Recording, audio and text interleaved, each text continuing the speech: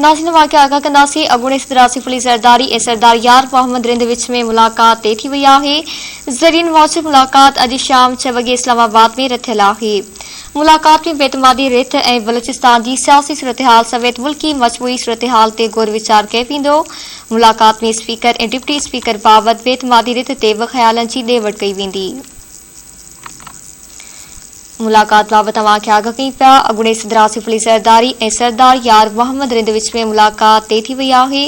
ज़रियनि मूजिब मुलाक़ात अॼु शाम 6 वॻे इस्लामाबाद में रथियल आहे। मुलाक़ात में बेतमादी रिथ ऐं बलूचिस्तान जी सियासी सूरतहाल समेत मुल्की मजमूई सूरतहाल ते गौर वीचार कयो वेंदो।